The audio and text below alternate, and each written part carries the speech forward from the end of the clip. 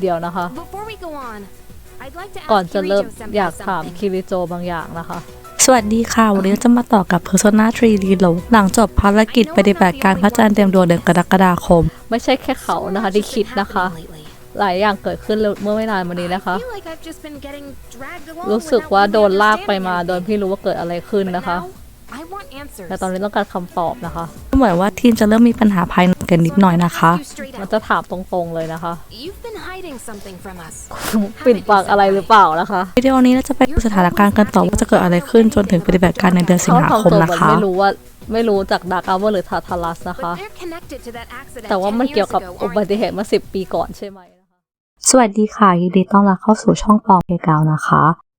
หลังจบปฏิบัติการพระจันทร์เต็มดวงเดือนกรกฎาคมจุนเปจะพูดแซะเราต่อเลยเดี๋ยวนะเธอจะมาออเดอร์เราทำนู่นทำนี่เหรออะไรโกรธอะไรเราบอกว่าโรงเรียนเราสร้างหลังจากเกิดระเบิดเมื่อ10 ปีก่อนนะเราจะได้ยินคนซุบซิบกันเรื่องโรงเรียนและเหตุการณ์เมื่อ10 ปีก่อนนะคะไม่ใช่แค่สาเหตุเดียวนะคะตอนนั้นนะคะนักเรียนอยู่นี่ก็หยุดมาโรงเรียนกันนะคะเนื่องจากช่วงใกล้สอบปลายภาคแล้วเราจะสามารถอ่านหนังสือกับเพื่อนๆในหอได้เหมือนตามปกตินะคะอันนี้ของนัสุกินะคะเพราะว่าให้ยืมตั้งแต่ติดที่ทาทารัสคราวก่อนนะคะสรุปของคืนวันที่7นะคะคืนวันหนึ่งท่านประธานจะมาที่บ้านซึ่งคิริโจจะสรุปปฏิบัติการเดือนกรกฎาคมให้ฟังตัวคนนิสลากว่าปกตินะคะแข็งแรงขึ้นด้วยนะคะ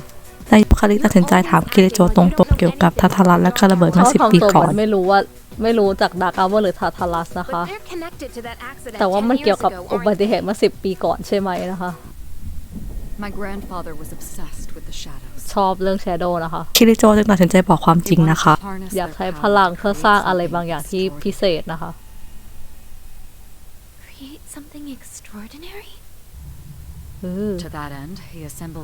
ก็เลยทำรีเสิร์ชทีมนะคะแล้วก็มีแชโดว์มากมายนะคะเก็บนะคะเป็นบามากเลยนะคะ10 ปีก่อนนะคะช่วงสุดท้ายของโปรเจกต์นะคะเกิดอุบัติเหตุนะคะ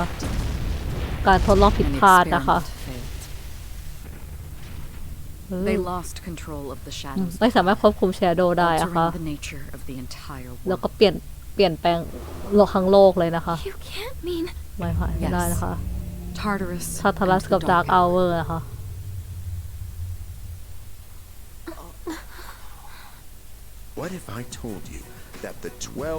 เขาบอกว่าแชโดว์ทั้ง12เนี่ยเป็นต้นเหตุของเราทุกอย่างนะคะคิดว่าถ้าเราชนะทั้งหมดคาทาราและดาร์กอัลเวอร์จะหายไปเหรอคะใช่แล้วนะคะเรารู้จักกันมานานแล้วนะคะวันถัดมาอากิฮิโกะจะไปหาอารากาคิอีกครั้งเจอกันที่โรงรับเรื่องอะไรโรงรับเด็กกำพร้าตั้งแต่14 ปีที่แล้วนะคะซึ่งทั้งสองจะพูดคุยกันถึงอดีตแล้วก็มิกินะคะเราเคยเล่นด้วยกันจนพระอาทิตย์ตกดินนะคะใครก็คิดถึงอดีตนะคะแม้กระทั่งเขาเองก็เหอะแล้วก็ตอนนี้เรารู้วิธีกำจัดทาทารัสกับดาร์กอัลเวอร์แล้วนะคะจริงอะอยากให้หาข้อมูลเพิ่มเติมกับอุบัติเหตุเมื่อ10 ปีก่อนส่วนฟุกานั้นคิริโจจะเข้ามาคุยด้วยและขอให้เธอหาข้อมูลเพิ่มเติมเกี่ยวกับการระเบิดเมื่อ10 ปีก่อนข้อมูลอะไรออกสื่อมากนะคะใช่รู้ไหมคะก็เลยจะให้เข้าไปในกลุ่ม database ของกลุ่มคิริโจนะคะไม่ถึงแฮกข้อมูลแฮกระบบเหรออนุญาตเหรอนะคะเดี๋ยวให้ ID กับ Password นะคะแค่นั้นก็ไม่น่าจะมีความผิดแล้วนะคะจะต้องรู้ความจริงนะคะโดยละเอียดนะคะจุนเปก็สับสนเรื่องการจดทารัสว่าดีไหมนะคะทาทารัสกับ Dark Hour กำลังจะหมดไปนะคะนั่นเป็นสิ่งที่ดีนะคะนั่นคือสิ่งที่เราต่อสู้นะคะแต่ทำไมนะคะปัญหาคือตัวเขาเองนะคะ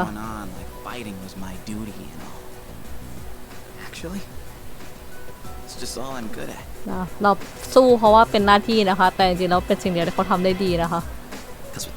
พอถ้าไม่มีสิ่งนั้นนะคะถ้าไม่มีสิ่งนั้นเขาก็ไม่มีค่าอะไรเลยนะคะทางด้านยูคาริก็คิดถึงพ่อที่เสียชีวิตไปแล้วได้รับจดหมายนี้เมื่อฤดูใบไม้ผลิที่แล้วนะคะน่าจะอ่านมาเป็นพันรอบแล้วนะคะ I know you've been sad คิดว่า because I เศร้า have to นะ work คะ so ที่ต้อง late, ทำงานหนัก but นะคะ you always manage to แต่ greet ก็ me สามารถ with a ให้พ่อ smile. ยิ้มได้เสมอนะคะ I'm really proud of ภูมิ myself. ใจนะคะ Kirijo-san appointed me ตอน head นี้คิริโจ researcher. แต่งตั้งให้เป็นหัวหน้า researcher แล้วนะคะ I'll be starting on a big project จะ soon. ทำโปรเจกต์ใหญ่ It feels เร็ว good ๆนี้ to นะคะ receive so much recognition แล้วก็ for my รู้สึก work. ดีค่ะที่มีคนเห็นคุณค่าในงานของเขานะคะ I swear to you, แต่แน่นอน nothing is ว่า more ไม่มีอะไร important สำคัญ to me than ยิ่ง you ไป and กว่า your mother. ยูคาริกับแม่นะคะ Dad. I remember คืนนั้นเองเด็ก something ผู้ชาย else จะมาเยี่ยม about อีกครั้ง Camille again. อ๋อจำอะไรบางอย่างได้ It นะคะ all stems from something that took place many บาง years อย่างเกิด ago. ขึ้นมาหลายปีก่อนนะคะ 10 years 10 ago. ปีก่อน if นะคะ I ถ้าจำไม่ remember ผิดนะคะ correctly. Oh, didn't your parents pass away about 10 years พ่อ ago? แม่เสียชีวิตมา10 ปีก่อนใช่ไหมนะคะหืม A persona is like a mirror, โฆษณาก็เหมือนกระจกนะคะ which means a persona โฆ user ษณ can คน never ผู้ใช้ escape โฆษณา their ไม่ true สามารถ self. หนีตัวจริงของตัวเองได้นะคะ โอ้ดราม่าอะไรกันอีกแล้ว ขึ้นก่อนวันเสาร์บรรยากาศในหอจะกระอักกระอ่วนมากเลยนะคะ อะไรกัน What's wrong? เกิดอะไรขึ้นนะคะ หิวหรืออะไร Would be nice to go somewhere with อยากไป beautiful beaches. หาดสวยๆนะคะ like แบบ Okinawa โอกินาวานะคะ Well, it's not ไม่ใช่โอ Okinawa. กินาวานะ But คะ how about Yakushima? ไปยาคุชิมะไหมนะคะ เอ๊ะ แต่ท่านประธานมาเยี่ยมพวกเราเพื่อชวนทุกคนไปเที่ยวยากุชิมะหลังสอบเสร็ ยา จ คุชิมะนี่บ้านจินคาสมะของเทคเคนเลยนะ Well, but my father is พ่อเป็นคนยุ่งนะคะ ไม่อยาก I ไป don't want แบบ to ruin his vacation. ทำลายวันหยุดเขานะคะ Why so ทำไมถึง hesitant? กังวลจังนะคะ No father would be upset with a daughter who came all ไม่มี that พ่อ way คนไหน to โกรธ see หรอก him. ค่ะที่ลูกสาวมาหานะคะ You've all done a great ทุกคน job. ทำดีนะ You คะ deserve to relax สม for a ควรที่จะ while. ได้พักผ่อนนะคะ And we already know when the next operation แล้วเราก็ will รู้ be. อยู่แล้วว่าปฏิบัติการคราวหน้าเมื่อไหร่เท่านั้นก็โอเคนะคะ I just wanted to อยาก say จะขอ sorry about ขอ the โทษ other นะคะ day. เรื่องวันก่อนนะคะ คืนนั้นยูคาริขอโทษคิริโจ I might have gotten a แบบ little carried อารมณ์ away. พาไปนะคะ Don't worry about ไม่ it. เป็นไรนะคะ In a way, it's only logical that we go to Yakushima. ก็มันก็มีเหตุผลนะคะ ที่เราควรจะไปยาคุชิมะนะคะ The chairman said that no one who is responsible for the accident แช survived. ร์มันบอกว่าไม่มีใครรอดชีวิตนะคะ คนที่เป็นคนทำเลือกอะค่ะ แต่ There is one who did. ว่ามีคนที่รอดไปได้นะคะ What? There is? จริงเหรอ My father. พ่อเธอไงนะคะ ครับช่วงสอบปลายภาคแล้วก็ตอบคำถามตามที่เรียนเหมือนเดิมนะ ไป คะ ร้านนมมาซักคาโดะไหมโอเค โอ้ ทางเปิดสินะ ก่อนสอบวันสุดท้ายอลิซาเบธจะบอกว่าทางในทารัฐเปิดแล้วนะ โอ คะ เคนะคะ ทางเปิดแล้วนะคะ ต้องการจะแจ้งนะคะ I wish you a safe journey. I know. I've been รู้นะคะว่าหลังๆนี้ค่อนข้างแบบทำตัวเครียดค่อนข้างเครียดอยู่นะคะ so ก็ขอโทษนะคะ เมื่อสอบเสร็จสุดท้ายจุนเปกับเราก็ปรับความเข้าใจกันสักที ไม่เป็นไรนะคะ Oh, hey. Sonata-san's here. อ๋อเซนาดะมาด้วยนะคะ เมื่อเดินกลับบ้านอากิฮิโกะเดินตามกลุ่มเรามาพอดี คุซุกิเรียกนะคะ I think he wants to talk about a new candidate. ดูเหมือนอยากพูดถึงเกี่ยวกับคนใหม่นะ เพราะว่าท่านประธานให้เขาไปพบผู้ใช้โฆษณาคนใหม่ จะมีคนเข้าร่วมอีกแล้วเหรอคะ Maybe. อาจจะนะคะ Fuka, ทุกกา โมริยาม่ามาช่วยฟลุกกลับไปทำอย่างอื่น ตอนที่ท่านประธานผมมาพร้อมกับเด็กผู้ชายคนหนึ่งชื่อเคน มี อา อะไร มาดะ คะ Hello. สวัสดีนะคะ Oh, Amada-kun. ธรรมดาคุงมาทำอะไรตรงนี้นะคะ You know him? รู้จักเหรอ He doesn't leave during the break because of his circumstances. ไม่ได้พักระหว่างเบรกนะคะ เพราะว่ามีเหตุอะไรบางอย่างนะคะ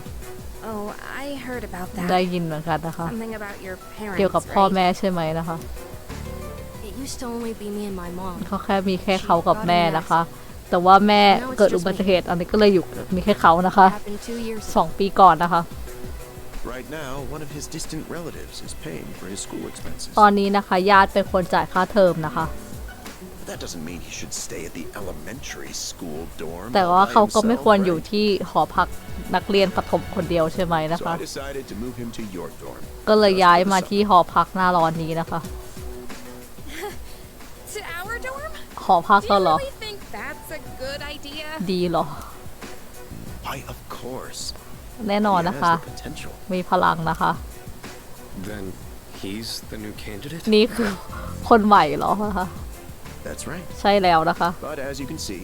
He's still just an elementary school แต่ว่าตอน student. นี้ยังเด็กอยู่นะคะ เป็นประถมนะคะ ก็เลยแค่ไม่แน่ใจใช่ระดับแบบไม่นะคะ Are you Akihiko Sanada senpai? คิฮิโกะซานาดะหรือเปล่านะคะ Yeah. ใช่นะคะ I've heard a lot ได้ about ยิน you. มาเลยนะคะ You've never lost a ไม่ boxing เคยแพ้ match. การต่อยเลยนะคะ สักแมตช์เลย Nice นะคะ to meet you. เอาอันนี้ไปนะคะ ให้เงินเหรอ คืนนั้นจุนเปชวนเราไปห้าง ซึ่งท่านประธานจะให้ Black Spot กับเรา และให้เราไปที่ร้านขายของกับที่เพิ่งกลับมาเปิดใหม่ รางวัลเล็กๆนะคะสำหรับการตั้งใจเรียนนะคะและเคยได้ยินเรื่องร้านขายของเก่าที่พอลโลเวนอหรือเปล่านะคะ ชื่อมาโยยเดานะคะ Gotta be correct. เพิ่งเปิดวันนี้นะคะเอาไปที่ร้านนะคะ แน่นอนว่าร้านจะต้องช่วยแน่นอนนะคะถ้าสามารถช่วยได้นะคะตราบใดก็ตามที่มีแบ็กสวอตอันนี้นะคะ สามารถคราฟอาวุธได้นะคะ เมื่อเรามาถึงร้านเราจะรู้ว่าเราสามารถนำวัตถุดิบมาคราฟอาวุธได้นะคะ โอเคค่ะเราต้องเก็บวัตถุดิบเองนะคะ เพื่อจะคราฟนะคะ ของที่ใช้ในฟิวชั่นนะคะ สามารถหาได้ในทาทารัสนะคะ ไปซะแล้วนะคะไป Whoa! Looks like we're ใน finally ที่สุด coming up วัน on ออก the เดินทางก็มาถึง island. ถึงเกาะแล้วนะคะ Yeah. Cool. She. Ma.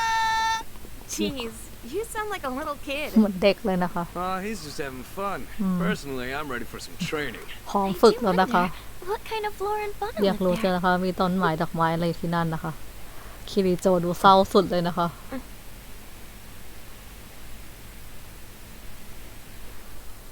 ยาคุชิมะ Welcome back, milady. ยินดีต้อนรับนะคะ คุณหนูตายแล้วนะคะ เราจะมาถึงบ้านพักตากอากาศของคิริโจ ไม่อยู่ที่นี่นานนะคะ แต่ว่าจะขอรบกวนนะคะ ช่วงพักอยู่ที่นี่นะคะ You have maids? มีคนใช้ด้วยเหรอคะ It's good to see ดี you. ใจที่ได้เจอนะคะ รวมถึงเจอพ่อของเธอเป็นครั้งแรก ได้ข่าวนะคะ There isn't much here, but ไม่ make มีอะไร yourselves นะคะ comfortable. แต่ก็ตามสบายนะคะ Yes, sir. น่ากลัวจังเลยค่ะ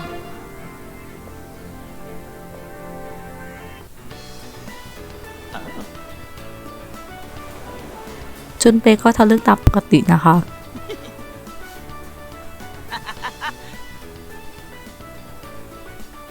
What are you looking at? จองอะไร Say นะคะ hello to contestant number 1, Yukari Takeba. หมายเลขหนึ่ง Quite a นะคะ bold design. ดีไซน์ She's สวย really นะคะ shredding her stuff. Archery practice must do wonders for the self-esteem. If no one seems to have claimed the umbrellas around here, do you think we can go ahead and use them? Ooh, next up is contestant number 2, เบอร์สองนะคะ Fuki. Wow, Fuka, do you wear swimsuits often, or? Oh, whoops, was it something I said? Didn't mean to embarrass you. Hey, cut it out with that laugh, you creep. For our final contestant of the day, นี่คนสวยตัวจริงมาแล้วนะคะ Is something wrong? มีอะไรหรือเปล่านะคะ oh, which one's your type? ต้องเลือกด้วยเหรอ ว่าถ้าให้เลือกจริงๆก็มิสุรินะคะแต่ว่า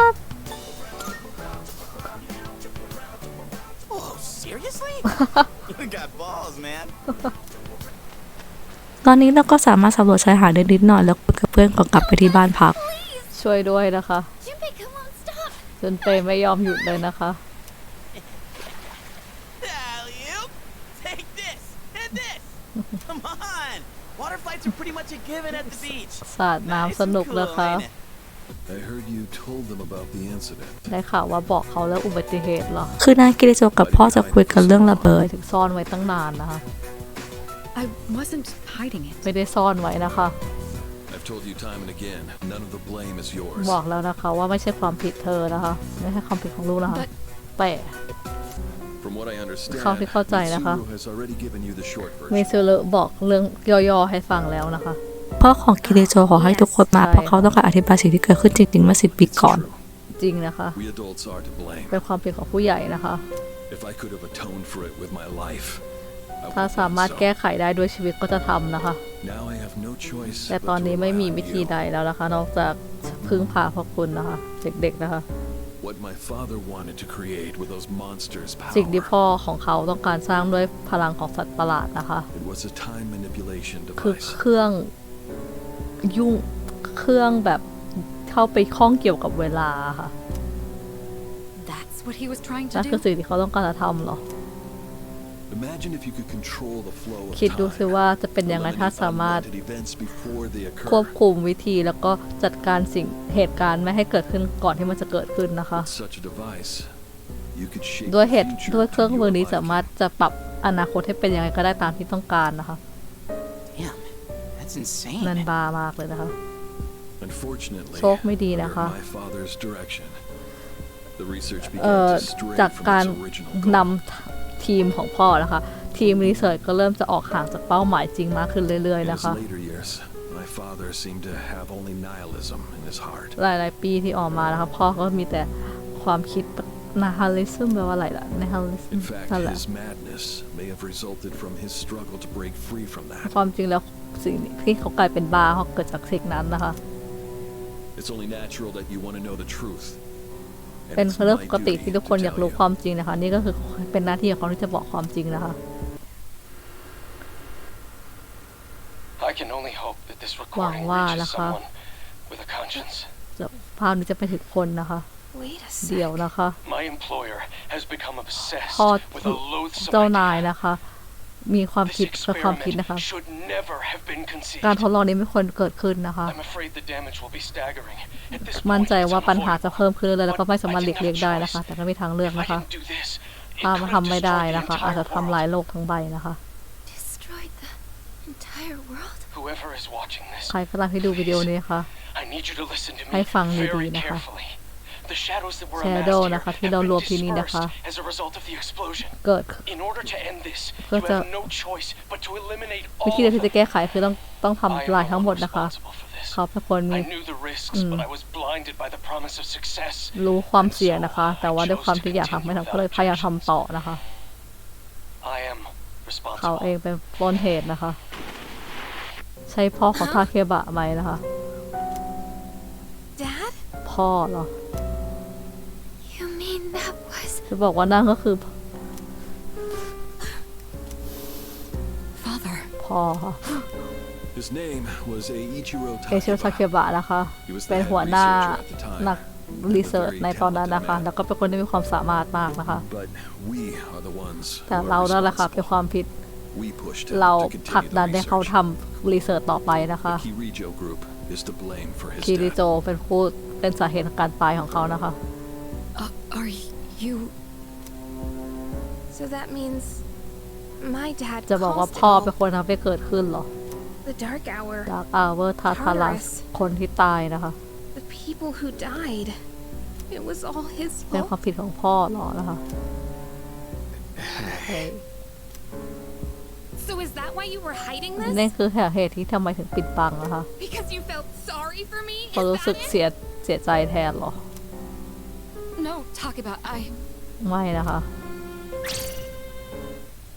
I don't want your pity! ไม่อยากให้ทุกคนมาสงสารนะคะ Takeba! When I found out I had a special power, ตอนที่รู้ว่ามีพลังนะคะ ก็คิดว่าเป็น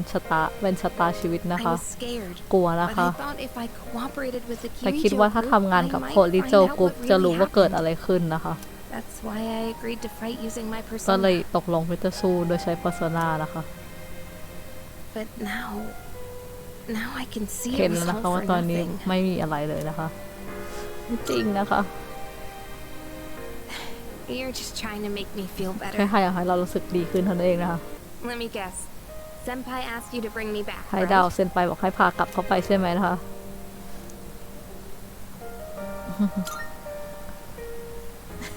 ก็คิดอย่างนั้นแหละ I thought so. But still, thanks. อ๋อกอดหน่อยเถอะอ๋อ I never วันต่อมาสาวๆจะไปเดินป่า enjoyable. ไม่รู้เลยนะคะ เดินป่าจะดีนะคะทำที่อย่างนี้ได้อีวาโทไดไม่ได้นะคะ โอเค ออกเวิร์ดมากนะคะสองคนนี้ Well, I'm at the lab อยู่ที่แลบในเกาะนะคะ and a machine แต่อันนั้นท่านอาจจะติดต่อมาว่ามีเครื่องจักรหลุดออกห้องทดลอง on its own. ดูเหมือนว่าเครื่องยนต์ที่ไม่ควรจะทำงานได้อยู่นี่ก็ออกจาก facility ไปเองนะคะ A machine? เครื่องยนต์เหรอ What kind of machine เครื่อง is ย it? นต์อะไรนะคะ I need more information to locate anything other than shadows. ต้องการข้อมูลเพิ่มนะคะในการหานอกเหนือจาก Shadow นะคะ It's a type of combat vehicle, เป็น an anti-shadow weapon, to be precise. เป็นยานพาหนะนะคะสำหรับการต่อสู้เป็นanti เป็นอาวุธต่อต้าน Shadow นะคะ A combat vehicle? You mean like a tank? รถถังเหรอ We gotta tell the others. ต้องบอกนะคะ Where's my คนอื่น phone? นะคะโทรศัพท์อยู่ไหนนะคะ ตัดมาที่ชายหาดแก๊งพวกเราจะมีภารกิจจีบสาวกันนะคะ There, lady. สาวๆมาจากไหนนะคะ None of your business. ไม่ใช่เรื่องของนายนะคะ Hey, no need to be shy. ไม่ต้องอายนะคะ Why should we tell you anything? ทำไมต้องบอกนะคะ Why? ก็ Are you, two here alone? มากันแค่2 คนหรอนะคะ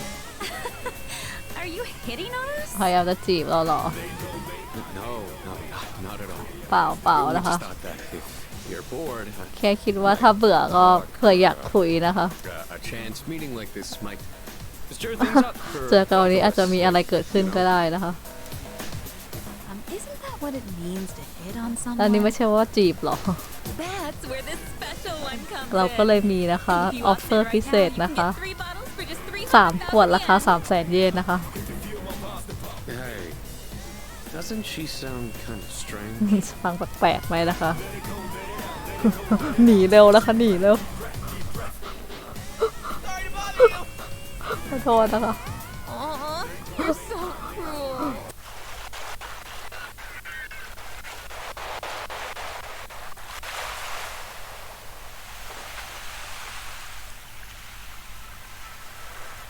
หืมหืม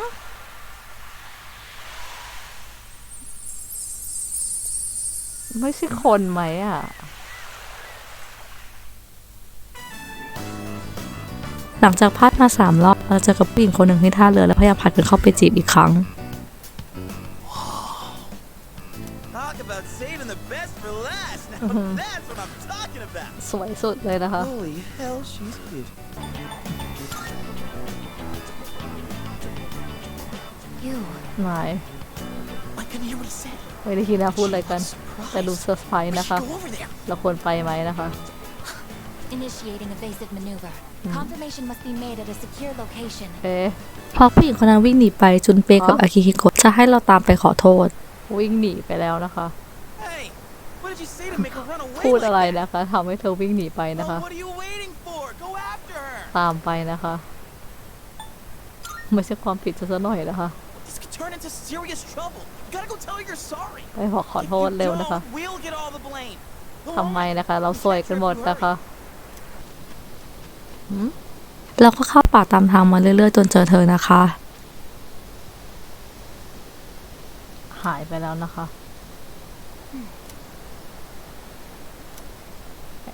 ก็เป็นคนที่แอบดูเราอยู่แน่ๆเลยนะคะ รอก่อนแล้วกันนะคะ Now I am certain. ตอนนี้มั่นใจแล้วนะคะ I have found you. เจอแล้วนะคะ I have been searching for you. ฉันตามหาเราอยู่ My นะคะ highest priority is to be at your side. เป้าหมายสูงสุดก็คืออยู่ข้างเรานะคะ เอ๊ะ What? Are you freaking kidding me? ล้อเล่นเลยไงนะคะ What's going on? He didn't even say anything to เกิด her. อะไรขึ้นไม่เห็นได้พูดอะไรกับเธอเลยด้วยซ้ำนะคะ You had me worried. ทำให้กัง You วล can't นะคะ just leave the lab on your own, I guess. จะออกมาจากแลบด้วยตัวเองไม่ได้นะไอกิส คืนนั้นท่านมาตาแนะนำให้รู้จักไอกิสหุ่นยนต์ต่อต้านแชโดว์ This is Igus. นี่คือไอกิส As you นะคะ can see, she's a machine with the นี่ form คือ and หุ่น face of a human girl. หุ่นยนต์ในรูปร่างของคนนะคะ I am Igus. My ไอกิ objective ส is นะคะ to เป้าหมาย exterminate คือ shadows. จัดการแชโดนะคะ I have been assigned to seize, effective ตอนนี้ immediately. ถูกแต่งตั้งให้เข้าไปอยู่ในซีนะคะ I guess wait, that's not what water gun means. วันที่3จะเป็นวันชิวๆของทุกคนนะคะ Junpei-kun is down. All right, here's our chance for an all-out attack. Wait, time out. Is your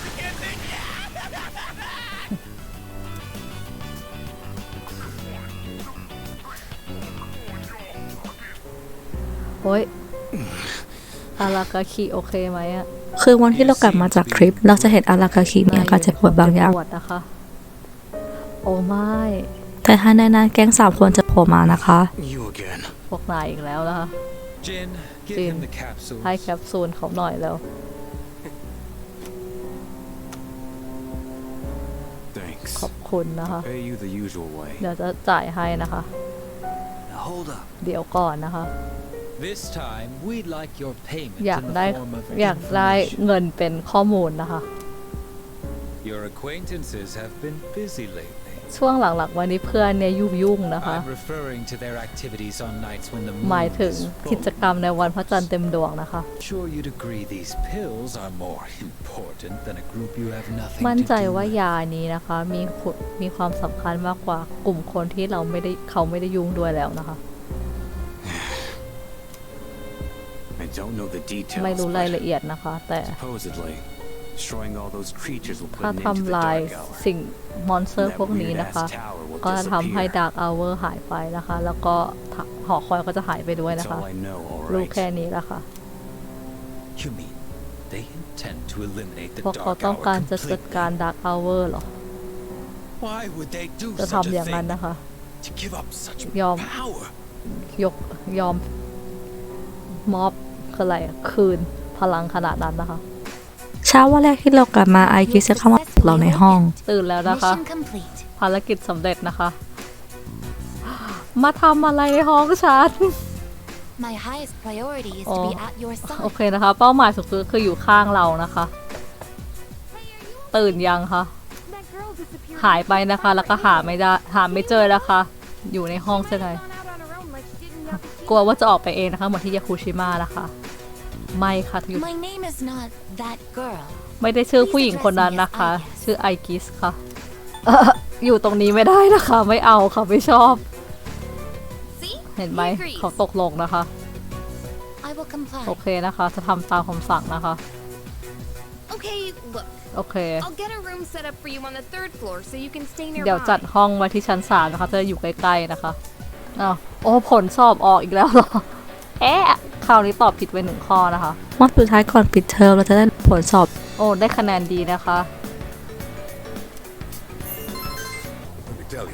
ในวันที่ 2 สิงหานะคะ จะมีการแข่งขัน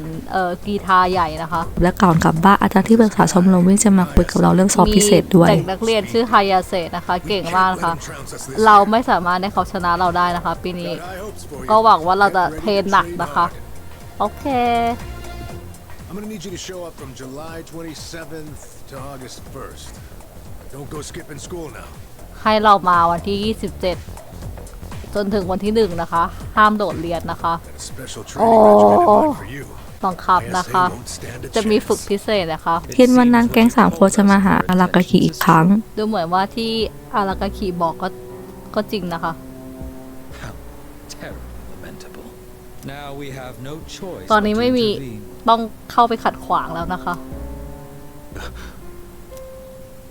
It is up to the individual how to use the strength they มัน are แล้วแต่ granted. นะคะว่าแต่ละคนจะใช้พลังยังไงนะคะ But to erase the dark hour would be denying the very power they แต่การลบ possess. ล้างดาร์กอเวอร์จะเป็นการทำลายพลังที่ทุกคนมีนะคะ And that อันนั้นเป็นสิ่งที่เราอนุญาตไม่ได้นะคะ อืม Please make a ตอนนี้เราก็สามารถลงทางทัศน์ได้แล้ว โปรดใช้ข้อมูลนะคะ โอเคนะคะ โดยไอกิจะอธิบายถึงฟังก์ชันของเธอ ออเกียโหมดนะคะ เมื่อเทียกี้ของอากิสเต็มนะคะ จะใช้ออเกียโหมดนะคะ เมื่อออเกียโหมดเปิดใช้นะคะ จะโจมตีโดยอัตโนมัติระหว่างเทิร์นของเธอนะคะ เป็นเวลา3 เทิร์นนะคะ ระหว่างออเกียเนี่ยแอคแท็กกับดีเฟนซ์จะเพิ่มขึ้นอย่างมากนะคะ โจทย์ทราบว่าเมื่อออเกียโหมดจบลงนะคะอากิจะโอเวอร์ฮีทนะคะ และไม่สามารถขยับได้ในรอบถัดไปนะคะ รู้สึกเซนส์บางอย่างเปลี่ยนไปในทาทารัตนะคะ ก่อนจะขับขึ้นไปอลิซาเบธบอก มี ว่า ประตูแปลกๆเกิดขึ้นมาในทาทารัตนะคะ ทารัฐได้เปลี่ยนไปโดยจะมีประตูที่เราสำรวจได้นะคะ ไม่รู้เหมือนกันนะคะ ว่าประตูจะพาไปในที่ดีหรือไม่ดีนะคะ แม้กระทั่งเธอก็ไม่รู้นะคะ อย่างไรก็ตามนะคะ ถ้าอยากรู้ก็ต้องไปนะคะ เข้าไปนะคะแล้วจะรู้ว่าอาจจะเจอสิ่งที่มีประโยชน์นะคะไปกันค่ะ เมื่อเราไปต่อจากทางที่บล็อกเราจะมาถึงโซนยับบัชาในชั้น 70 ที่หน้าตาแตกต่างไปจากเดิม หน้าตาดูดีวิชาตระกูลเลยนะคะ ดูเหมือนเป็นอาคารเลยค่ะ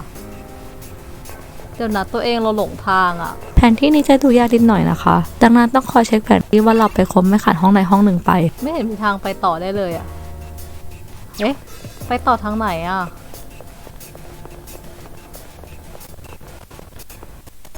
โอ้โหวันนี้กระตุกมากเลยนะคะเกม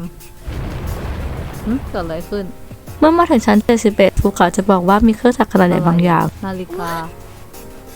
าอะไรนะคะอยู่ข้างบันไดเลยค่ะไม่เห็นโทษที เมื่อเรามาถึงบันไดไปขั้นต่อไปเราจะพบกับนาฬิกาขนาดยักษ์ เหมือนอะไรบางอย่างที่ทางเข้านะคะ รูปร่างก็เหมือนกันนะคะ น่าจะเป็นพอร์ทัลไปไหนหรือเปล่านะคะ ควรจะเข้าไปดูใกล้ๆนะคะ ระวังนะคะ เลือกเพิ่มพลังเพิ่มประสบการณ์ให้กับทีมเมทที่เลือกนะคะเลือกสามารถเลือกได้เฉพาะคนที่เลเวลต่ำกว่าเรานะคะ ยิ่งเลเวลต่างกันมากก็ยิ่งดีนะคะจำไว้ว่านะคะทางเข้าจะปรากฏต่อเมื่อเราใช้ Twilight Fragment นะคะอย่างไรก็ตามนะคะนาฬิกาจะหายไปถ้าเราไปชั้นต่อไปนะคะท่านั้นต้องใช้เมื่อมันปรากฏขึ้นมานะคะส่งมิสซูไปในกว่านะคะขึ้น7เลเวลเลยนะคะมิสซูจะขึ้นจากเลเวล20เป็น27ในการต่อสู้ครั้งต่อไปนะคะโอเคนะคะต้องเลือกทีมเมทอีกคนนึงเหรอคะซานาดะแล้วกันนะคะจะขึ้นจาก26เป็น27นะคะ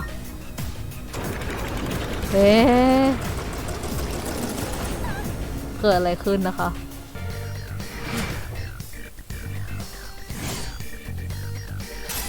นั่นนะคะขึ้นกันพึบพับเลยค่ะเลเวลโอ้โหขึ้นเพียบเลยโอ้โหขึ้นเพียบเลยนะคะโอเคนะคะ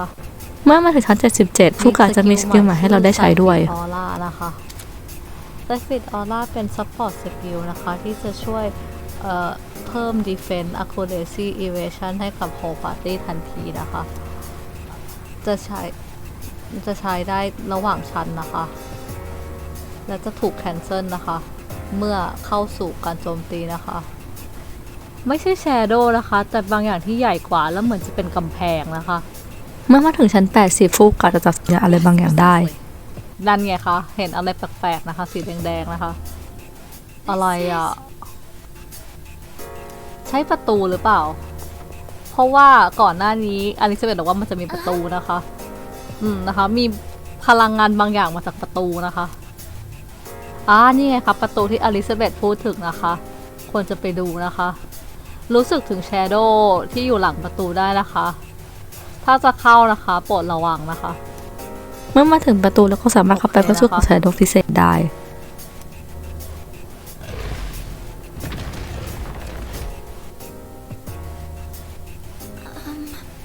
โอ้ยกลัวแล้วอ่ะเห็นอะไรแดงๆข้างหน้าแล้วนะคะที่นี่ก็คือเหมือนรู้สึกแตกต่างจากข้างนอกเลยนะคะบรรยากาศก็ไม่มั่นคงนะคะแล้วกำแพงก็ดูแบบพังนะคะฟุกะใช้พลังที่นี่ไม่ค่อยได้นะคะแต่บอกได้ว่าเป็นพื้นที่ไม่ค่อยใหญ่มากนะคะโอ้ยดูแผนที่สิกลัวข้างหน้าจังเลยค่ะมันคืออะไรอะคะอะไรอะต้องสู้ไหมอะ เอาวะสู้ก็สู้ค่ะ Leader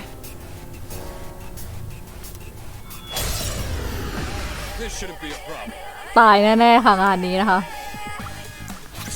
แต่อย่าได้กลัวค่ะ หรือควรกลัว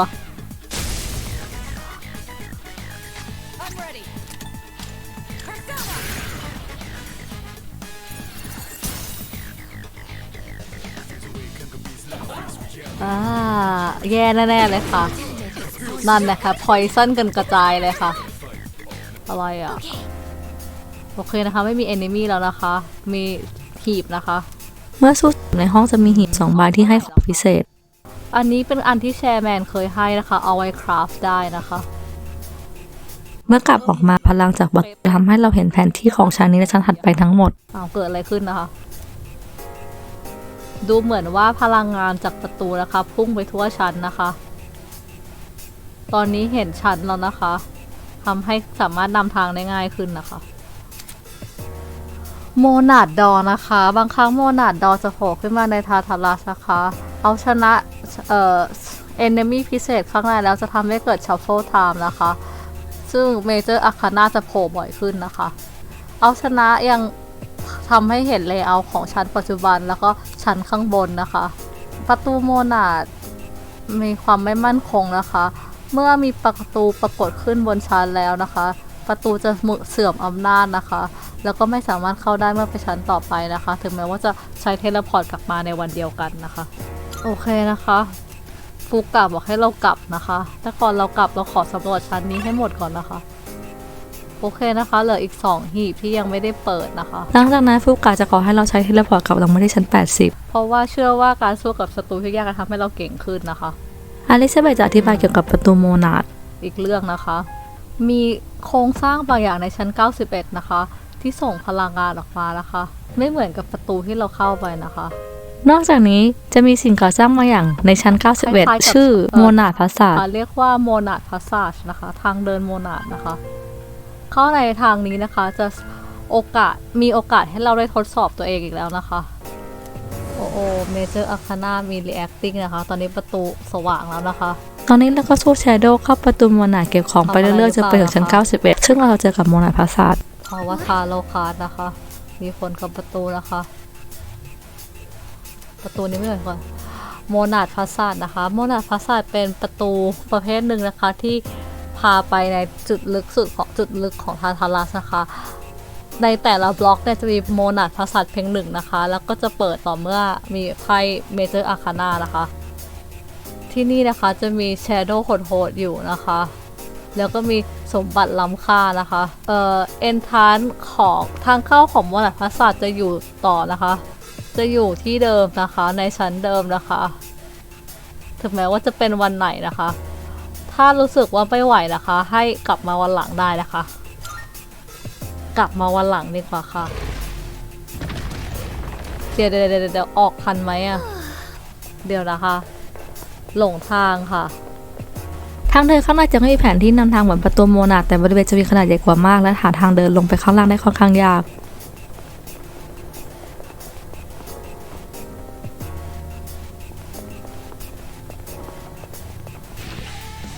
ส่วนศัตรูนั้นจะมี2กลุ่มโดยจะมีพลังโหดกว่าปกติมาก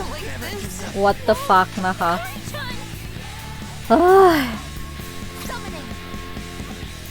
นี่ก็พลังหมดนะคะดังนั้นก่อนเข้าเราควรเซฟให้เรียบร้อยถ้าไม่ชนะก็ไม่เป็นไรไม่น่ารอดนะคะอันนี้ค่อยกลับมาเล่นใหม่ที่หลังก็ได้นะคะ B Blue V นะคะร้านในเขาเนี่ยนะคะเย็นวันหนึ่งน้องเคนจะบอกเราเกี่ยวกับ B Blue V ร้านที่เราสามารถคุยกับวิญญาณได้ค่าเข้า 3,000 เยนนะคะเพื่อถ้าเราแวะไปดูเราสามารถเรียกสกิลของโฆษณาเพื่อนที่เราทิ้งไปแล้วกลับมาได้สามารถเรียกสกิลนอกจากนี้เรายังทำงานนี้ได้ด้วยอันนี้ดีกว่านะคะเนื่องจากเราเริ่มเก็บวัตถุดิบสำหรับคราฟจากหีบในประตูโมนาดได้โอเคนะคะแล้วก็สามารถไปคราฟได้ด้วยนะคะเบลดนะคะ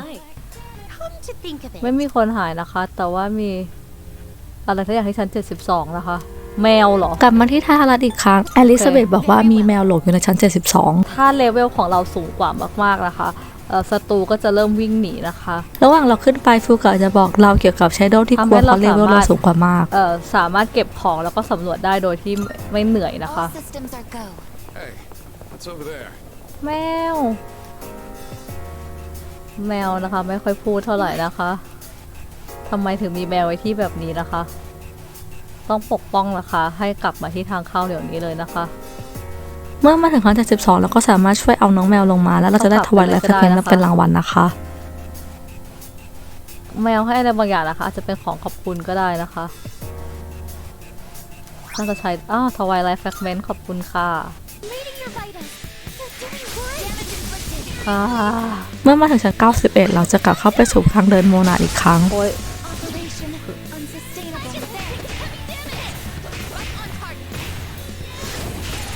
ของคิดติโก้แล้วค่ะไปค่ะไปค่ะไปค่ะ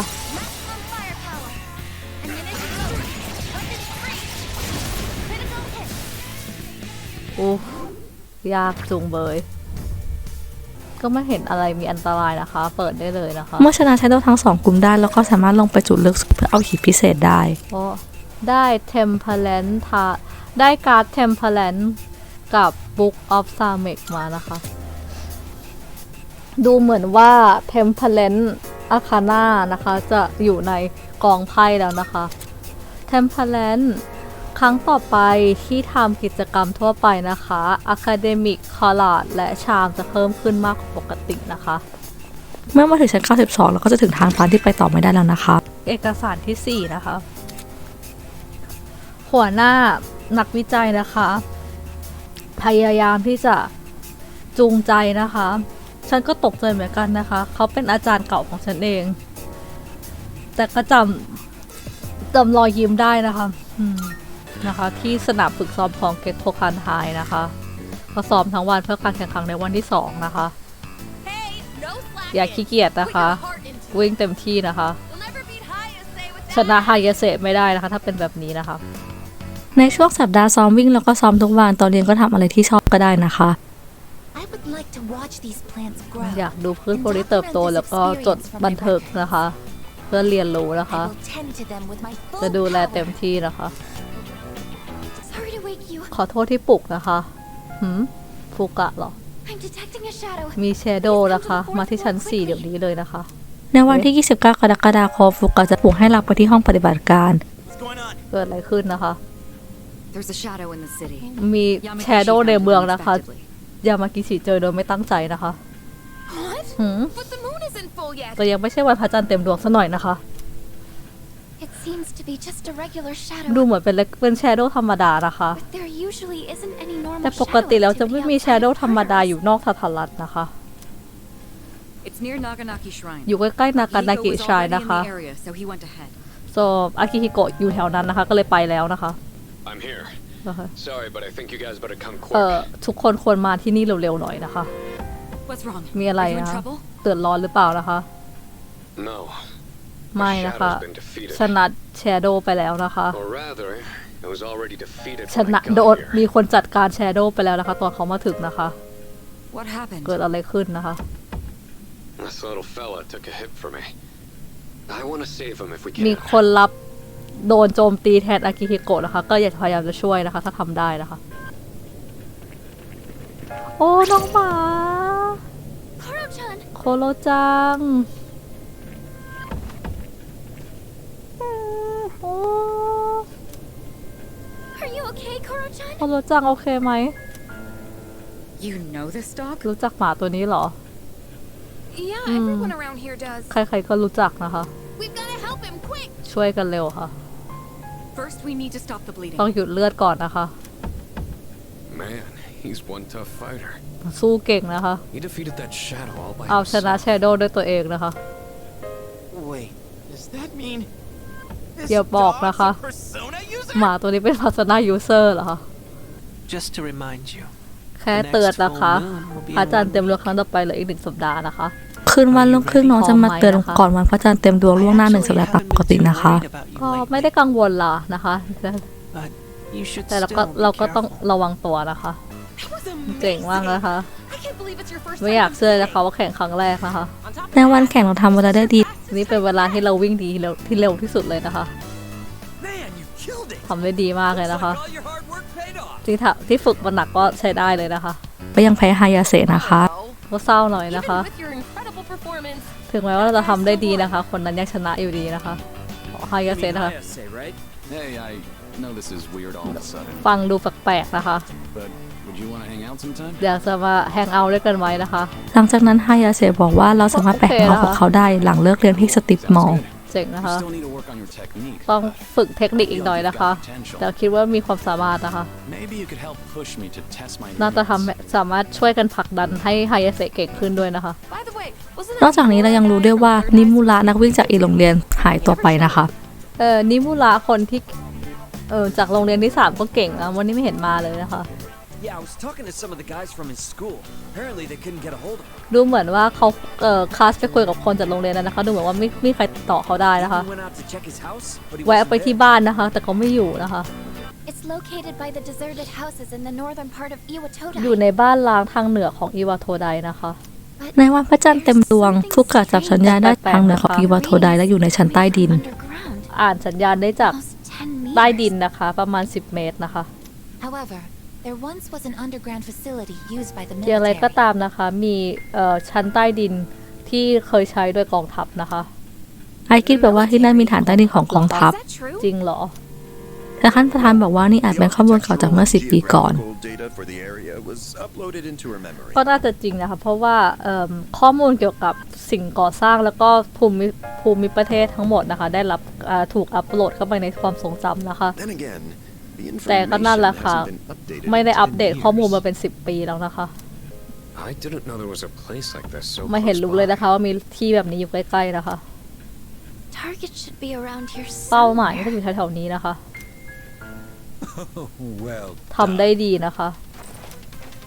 อย่าบอกว่า3คนนั้นนะ จริงด้วยอะ Who are they? ใครอะคะ Lucia couldn't sense them at all until now. ลูเซียไม่รู้สึกเลยจนกระทั่งตอนนี้นะคะ it's so nice. ในที่สุดก็ดีใจที่ได้พบกันนะคะ ตัวต่อตัวนะคะ My name is Takaya. ชื่อทักคายานะคะ นี่คือจินนะคะ เมื่อมาถึงเราจะพบกับแก๊ง3 คนแต่วันนี้มาแค่2 คนซึ่งได้แก่ทักขยะกับจินนะคะ ทุกคนรู้จักเราในชื่อสเตรกานะคะ Now then, สเตรกาคืออะไรวะ we've been keeping an eye on your เราแอบ activities ดู for some กิจกรรม time. พวกเรามาสักพักแล้วนะคะ Wait, why the hell would you want to ทำไมถึงอยากจะหยุดเรานะคะ It ain't rocket ก็ไม่ science. ยากนะคะ If shadows in the dark hour disappear, เพราะว่าถ้า we can Shadow lose กับ our Dark power. Hour หายไปเราก็จะเสียพลังไปด้วยนะคะ And that's not something we can abide เราไม่ by. ยอมนะคะ Get it? Power? พลังเหรอ Are you saying your persona จะบอก users ว่าเป็น too? คนใช้ persona เหมือนกันเหรอนะคะ I implore you to think more ให้คิด carefully. ให้ดีนะคะ Do you really want to lose your อยากเสีย abilities? พลังจริงๆเหรอ Disasters will always หายนะมีมาอยู่ exist, แล้วนะคะ and humans will always แล้วมนุษย์ก็จะ destroy ฆ่ากัน each เอง other นะคะ regardless ไม่ว่าจะ of แฉ the ไม่ว่า shadows. ฉันจะทำอะไรก็ตามนะคะ Whatever. You all got your own selfish reasons for นะ fighting. แต่ละคนก็มีเหตุผลที่เห็นแก่ตัวในการต่อสู้นะคะ That so-called justice ยุ of ติธรรม yours เหรอ ain't เป็นก็แค่ nothing ข้อ but อ้าง an เท่านั้นแหละ excuse. There's nothing righteous about it. ไม่มีอะไรถูกต้องหรอกค่ะ ทุกคนก็แค่เป็นพวกแบบว่าโกหกกันนะ Hypocrites. Like hell you chumps are gonna stop us. อยากจะมาหยุดเราได้นะคะ What did you say?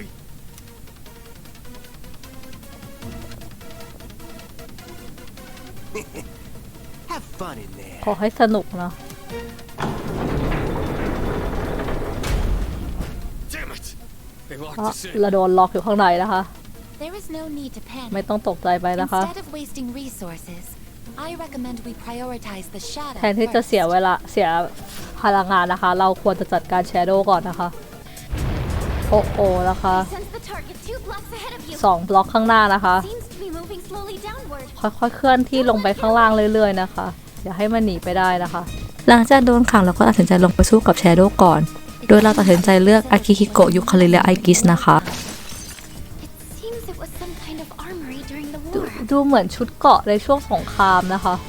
แบบอาวุธในช่วงสงครามนะคะ They're new. จะดูจากรอยแล้วนะแต่ว่ารอยนี้เป็นรอยใหม่นะคะ I wonder.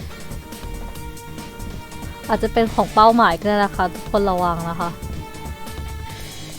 ข้างในก็จะเป็นเส้นทางเดียวลงไปใต้ดินเรื่อย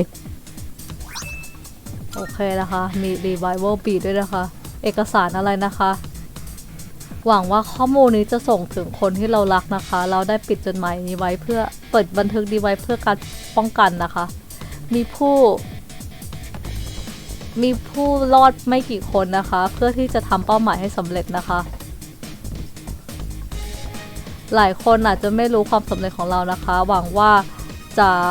จิตวิญญาณของเขาจะได้นอนหลับอย่างสงบนะคะ ในความวุ่นวายนี้นะคะ ถึงแม่ภรรยาและลูกๆนะคะ อย่าคิดว่าเราได้ทอดทิ้งนะคะ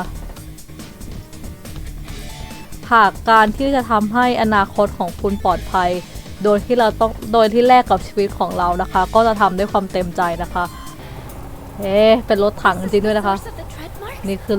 คนที่ทำให้เกิดรอยเหรอคะ It looks like the shadow is using the tank ดู as เหมือน armor. แชโดว์ใช้รถถังเป็นเกราะนะคะ Get ready, everyone. คือ Here it comes. ทุกคนพร้อมนะคะ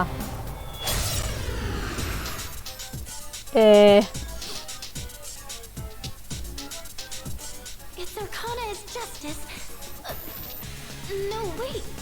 It's อัคคาน่าเป็น justice หรือว่าเป็นชาริออตนะคะ งงนะคะ I only see one enemy. เห็นต้อม I'm sensing two of them.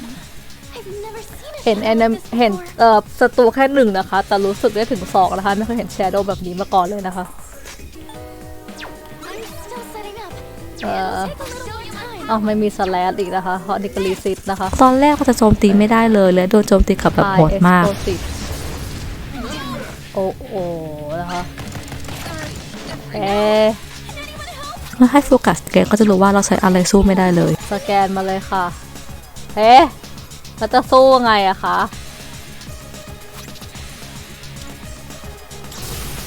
จะเอาชนะได้ไงอะ Ready to engage. Chia activated.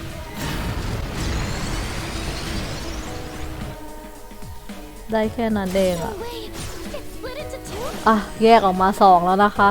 หลังจากใช้เทียกี้แชโดว์จะแยกลาก ซึ่งตอนนี้เราจะสามารถโจมตีได้ โอเคนะคะ Your one is chariot. โอเคนะคะ ตัวกระบอกเนี่ยเป็น justice ส่วนตัวไหล่เป็น chariot นะคะ โดยตัวรถถังที่เป็นชาริออตอาคาน่าเราสามารถโจมตีด้วยธาตุ โอเคนะคะ อันนี้แพ้ธาตุทั้งหมดนะคะ ตัวกระบอกปืนที่เป็นจัสติสอาคาน่าเราสามารถโจมตีด้วยกำลัง ทั้งหมดนะคะ เก็บตัวนั้นก่อนดีกว่านะคะ โอเคนะคะล่วงไปแล้ว1นะคะ ไม่น่าเชื่อเลยค่ะ ไม่ อย่างไรก็ตามเมื่อเราสามารถกำจัดตัวกระบอกปืนได้ตัวรถถังจะชุบชีวิตขึ้นมา ดังนั้นเราต้องเอาชนะ2ตัวพร้อมกันนะคะ Defeat them at the same time. ต้องชนะพร้อมกันนะคะ เพราะว่าสามารถช่วยชีวิตกันขึ้นมาได้นะคะ เดี๋ยวก็รีไวฟ์ขึ้นมาอีกนะคะ พังนะคะ I'm burned out. ไม่เป็นไรนะคะ โอ้โอ้รวมร่างกันอีกแล้วนะคะ สักพักแชโดว์จะรวมร่างกันอีก ดังนั้นเราต้องใช้เทียกี้เพื่อแยกร่างอีกครั้ง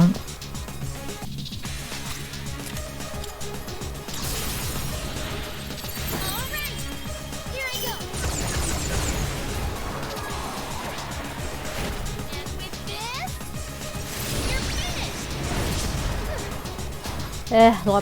184เองอะเศร้าจัง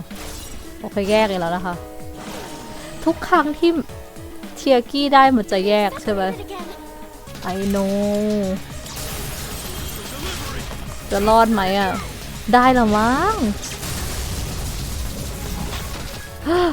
ไม่พลาดไปนิดเดียว What next? ตายไหมไม่ตาย I'll show you my power. ไม่มี แล้วก็สู้ไปเรื่อยจนสามารถชนะและได้ไพ่มานะคะ เอ้ยไม่มีอะค่ะ เฮ้ยล่วงว่ะ โอ้โหได้ Justice กับ Chariot มานะคะ We ran into some interference during the เรา mission. เจอใครบางคนนะคะ ระหว่างภารกิจนะคะ เป็น Persona User นะคะ เมื่อสู้จบคิริโตะจะแจ้งห้ามประธานเรื่องทาคายะกับจีรวมทั้งให้มาช่วยเปิดประตูให้เราด้วย มากกว่า1นะคะ They appeared during the dark hour. ปรากฏในช่วง Dark Hour นะคะ แล้วรู้ว่าเราเป็นใครนะคะ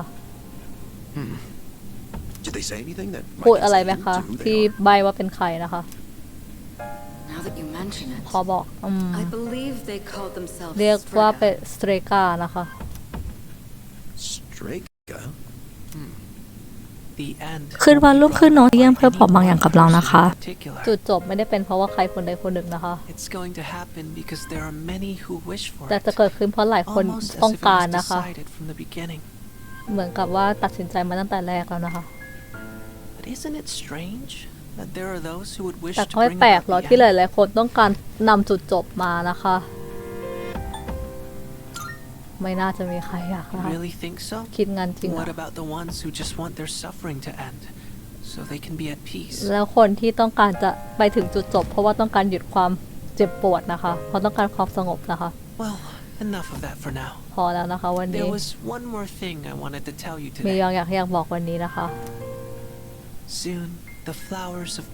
อีก poison ไม่ will นาน bloom. นะคะ ดอกไม้แห่งพิษจะบานนะคะ 3 in the rival garden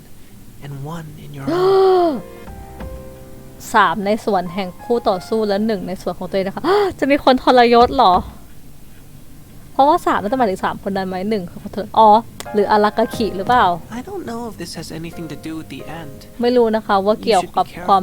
ตอนจบไหมคะแต่ควรระวังนะคะ วันนี้ก็ยาวพอสมควรเลยเราจะมาต่อกันในคราวหน้ากับปฏิบัติการในเดือนกันยายน You say that. ใครจะหักหลัง I'll เรา let you know อ่ะ if I find out ขอบคุณที่ anything รับชม else. วิดีโอแล้วพบกันใหม่ในคราวหน้านะคะ Friends are ขอบคุณ for, ค่ะ right?